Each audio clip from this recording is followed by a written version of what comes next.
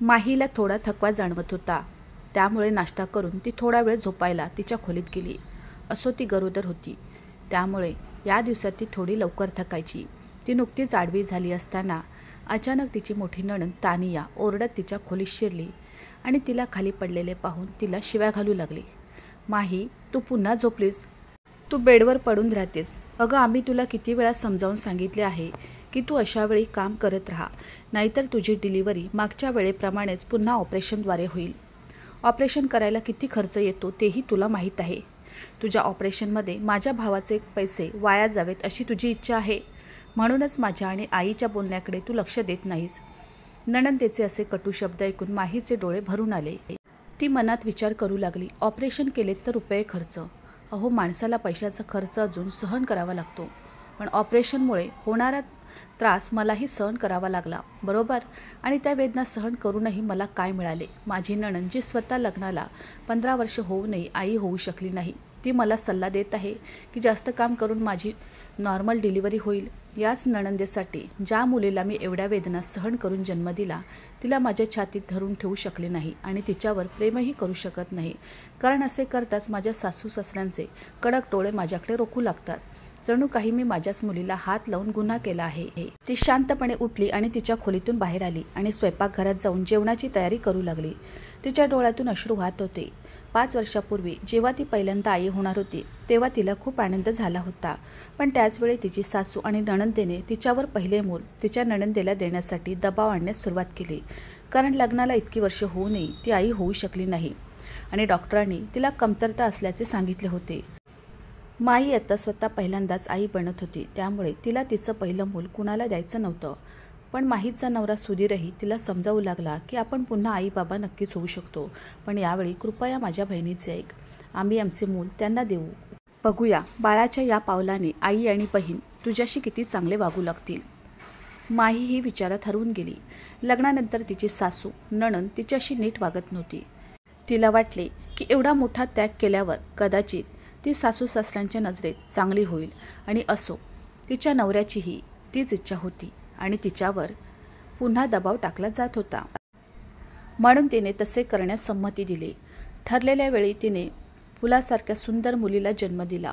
जेव्हा तिने पहिल्यांदा तिला आपल्या मिठीत घेतले, तेव्हा तिला आपल्या मुलीला स्वतःपासून वेगळे करायचे नव्हते, परंतु तिने आपले मन एकत्र केले आणि आपले पहिले मूल तिच्या नणंदेला दिले. पण एवढं करूनही तिच्या सासूच्या आणि नणंदेच्या वागण्यात थोडासाही बदल झाला नाही.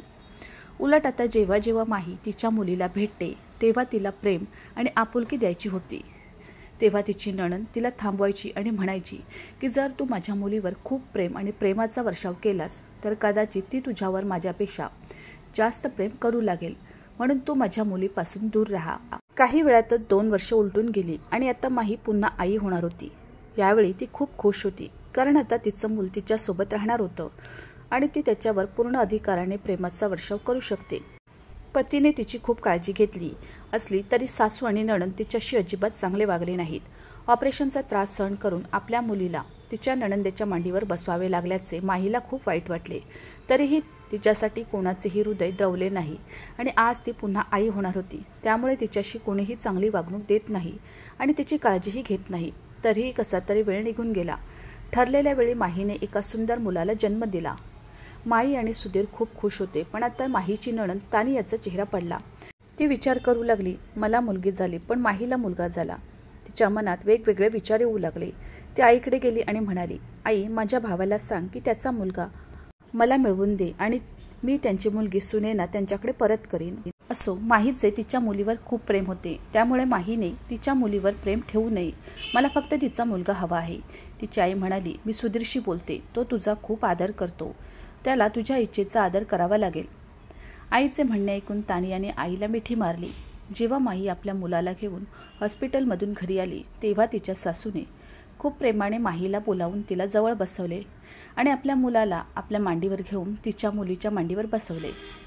मग ती हळूच म्हणाली, सुनबाई, हे बघ, आमच्या नजरेत मुलगा आणि मुलगी समान आहेत आणि तुला माहीत आहे की तुझी नणंद आई होऊ शकत नाही. तिला मुलगा वाढवण्याची खूप इच्छा आहे, म्हणून तू माझी मुलगी परत घे आणि तुझा मुलगा तुझ्या नणंदेला दे. असो, दोन्ही मुलं आमच्या डोळ्यासमोर मोठी होतील, त्यामुळे तुला यात काही अडचण तर नाही ना? हे ऐकून माहीला धक्काच बसला. ती म्हणू लागली, आई, असं कसं होणार? एकदा मी मन मोठं करून माझी मुलगी दीदींच्या स्वाधीन केली आणि यावेळी मला मुलगा होईल हे माहीत नव्हतं, पण तरीही यावेळी जे काही मूल असेल ते माझंच असेल या विचाराने मी जगत होते. मी त्याच्यावर खुलेपणाने आणि पूर्ण हक्काने माझ्या प्रेमाचा वर्षाव करू शकेन. जर मी त्याची काळजी घेतली तर मी माझा मुलगा माझ्या नणंदेला का देऊ? मी हे करू शकत नाही. माझ्या भावनांशी पुन्हा पुन्हा खेळण्याचा प्रयत्न का करत आहात? असे म्हणत तिने आपल्या मुलाला परत आपल्या मांडीवर घेतले आणि छातीशी घट्ट मिठी मारली आणि रडले.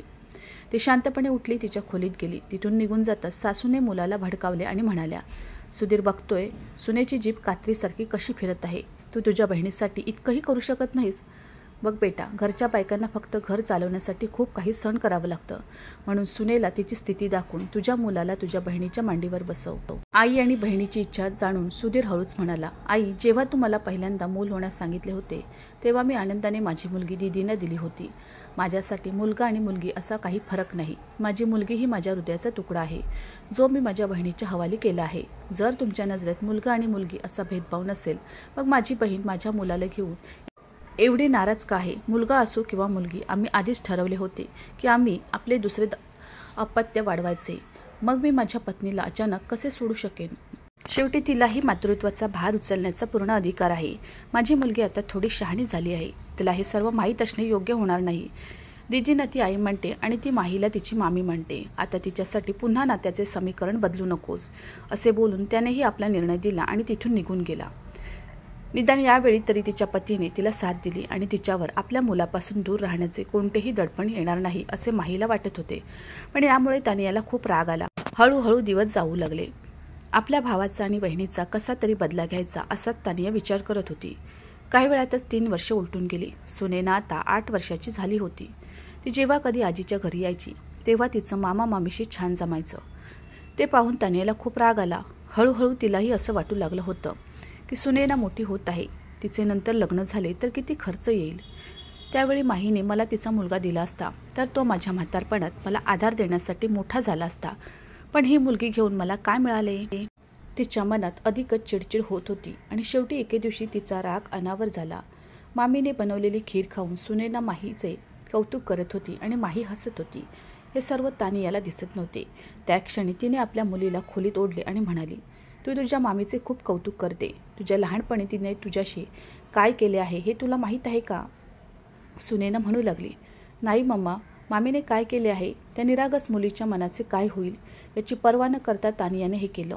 ती तुझी मामी नसून तुझी आई असल्याचे तिला सांगितले. तिला तुझ्या जन्माचे खूप दुःख झाले होते. तिला मुलगा हवा होता म्हणून तुला वाढवायचे नव्हते. तिचे तुझ्यावर खूप प्रेम होते आणि तुला अनाथ आश्रमात सोडायचे होते. मला तुझी कीव आली आणि मी तुला माझ्या घरी नेले. मी तुझ्यावर प्रेम केले आणि तुला खूप प्रेमाने वाढवले. तेव्हाच तू तुझ्या मामीची स्तुती करण्याच्या लायकीची झालीस.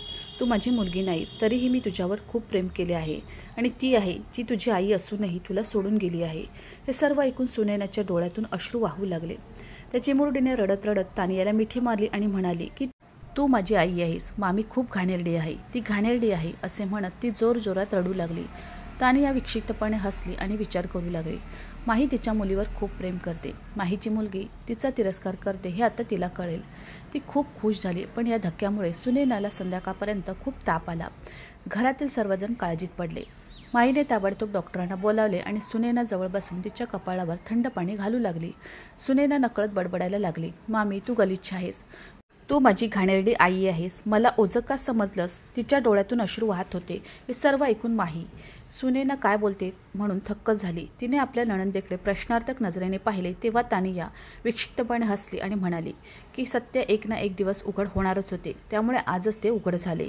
त्या क्षणी माही सुधीरकडे गेली आणि रडत रडत त्याला सगळं सांगितलं. बहिणीच्या या कृतीने सुधीरलाही खूप लाज वाटली. आज त्याला आपल्या निर्णयाचा पश्चाताप होत होता की त्याने आपली मुलगी दुसऱ्याला वाढवायला का दिली. माहीचे अश्रू पुसत तो म्हणाला, एकदा सुनैना बरी झाली की मी सगळं ठीक करेन. काही वेळाने डॉक्टर घरी आले. त्यांनी सुनैनाला इंजेक्शन देऊन औषधी दिली. माही रात्रंदिवस तिची काळजी घेण्यात व्यस्त राहिली. सुनैनाची तब्येत बरी झाल्यावर तानिया तिला तिच्या घरी घेऊन जाऊ लागली. त्या क्षणी सुधीरने तिला थांबवले आणि सुनैनाला जवळ बोलावले. सुनैना सुधीरकडे आली तर सुधीरने तिला आपल्या मांडीत बसवले आणि म्हणाला, बेटी आम्ही तुझे आई वडील आहोत हे तुला माहीत असेलच, पण तू तुझ्या मामीला डर्टी मम्मा का म्हणत होतीस? मुलं निरागस असतात, त्यांच्यात लबाडी नसते. म्हणून तिने रडत रडत सुधीरला सगळं सांगितलं. तानियाने तिला सांगितलेल्या गोष्टी हा सर्व प्रकार जाणून सुधीरला धक्काच बसला. त्याच्या डोळ्यातून अश्रू तरळले. तो बहिणीकडे पाहू लागला तेव्हा तानियाने डोके टेकवले. ती त्याच्या डोळ्यांना भेटू शकत नव्हती. नणंदेचे हे रूप पाहून माहीलाही आश्चर्य वाटले. आपल्या मुलीला तिच्या स्वाधीन करून तिने आपले अपूर्ण अस्तित्व पूर्ण करण्याचा प्रयत्न केला होता. पण अशा स्त्रिया खरोखरच माता होण्यासाठी योग्य नसतात, ज्या अशा प्रकारे एका निरागस मुलांच्या भावनांशी खेळतात. आज माहीच्या सासूबाईही आपल्या मुलीच्या या कृत्याने खजील होऊन उभ्या होत्या. ती तानियाला खडसावत म्हणाली, तानिया, तू या निरागस मुलीच्या मनात हे सगळं का भरलंस? या मुलीच्या संगोपनाची जबाबदारी आम्ही तुझ्यावर किती विश्वास ठेवून दिली होती, पण तू या मुलीच्या मनात विष कालवण्याचा प्रयत्न करत आहेस. तानियाकडे आईच्या प्रश्नांची उत्तरे नव्हती. सुधीर म्हणाला, सुनेना, तू माझ्या जीवापेक्षा प्रिय मुलगी आहेस. आम्ही तुला कधीच ओझं मांडलं नाही. उलट दीदीला लहान बाळ नव्हतं म्हणून तिने तुला प्रेम मिळावं म्हणून जिद्दीने तुला आमच्यापासून दूर नेलं. पण आज आम्हाला समजलं की ती तुला प्रेम देऊ शकत नाही, कारण ती खोट्या गोष्टीने तुझे मन भरते. मग तो तानियाला म्हणाला, जर तू माझ्या मुलीला सांगितले आहेस की ती माझ्यासाठी एक ओझा आहे, तर आता हे चुकीचं सिद्ध करण्याचा हा एकच उपाय आहे की यापुढे सुनेना फक्त माझ्यासोबत असेल. ती कालही माझी मुलगी होती, आज आहे आणि नेहमीच माझी मुलगी असेल. मी तिला ओझं मानत नाही, पण तू तिच्या मनात विषयाची बीजं पेरली होतीस. तुझ्यासारख्या स्त्रीसोबत मी तिला सोडू शकत नाही. सर्व गोष्टी ऐकल्यानंतर सुनैनाने माहीकडे पाहिलं, जी नेहमीच तिच्यावर प्रेम करते. माईने हात पसरवल्यावर सुनैना धावत जाऊन आईला मिठी मारली आणि आईच्या गालाचे चुंबन घेत म्हणाली, आई, तू माझ्यावर प्रेम करतेस ना? माही भरल्या कंठाने म्हणाली, हो माझ्या मुली, माझं तुझ्यावर खूप प्रेम आहे. इतकी वर्ष तुला माझ्यापासून दूर ठेवल्याबद्दल मला माफ कर. तू थोडी मोठी झाल्यावर तुला या सगळ्या गोष्टी सहज समजतील. फक्त हे ऐकून आई बाबा तुझ्यावर खूप प्रेम करतात. सुनैनाने तिच्या आईवडिलांना प्रेमाने मिठी मारली. जरी ती अजूनही लहान मुलगी होती, पण तिलाही प्रेमाची भाषा चांगलीच कळत होती. तानिया तिथून रिकाम्या हाताने डोकं टेकून निघून गेली. आता तिच्या आईवडिलांच्या घरात तिचा आदर उरला नव्हता, कारण तिच्या कृत्यांमुळे तिची आई तिच्यावर खूप रागवली होती. तिच्या या कृत्यामुळे तानियाने ती निष्पाप मुलगी तर गमावलीच, पण तिचे माहेरचे घरही कायमचे गमावले. मित्रांनो, एखाद्याला मदत करणे ही खूप चांगली गोष्ट आहे, परंतु आपली मुले दुसऱ्याच्या हाती सोपवण्यापूर्वी त्या मुलांचे भविष्य काय असेल याची नेहमी खात्री करून घ्यावी. कारण आयुष्य एक दिवस टिकत नाही आणि आयुष्यात कोण काय रंग दाखवेल हे सांगता येत नाही. 70% घरात तानियासारखी एक क्लेशी नणंद असतेच. तर तुमची नणंद कशी आहे कमेंटमध्ये सांगा. मित्रांनो, मला आशा आहे की तुम्हाला आमची कथा आवडली असेल. कथा आवडली असेल तर व्हिडिओला लाईक करा. चॅनलवर नवीन असाल तर चॅनलला सबस्क्राईब करा आणि हो, नोटिफिकेशन बटन दाबा, जेणेकरून तुम्हाला पुढील अपडेट सर्वात आधी मिळतील. तुमचा मौल्यवान वेळ कथा ऐकण्यासाठी दिल्याबद्दल धन्यवाद. पुन्हा भेटू अशाच एका नवीन कथेसोबत.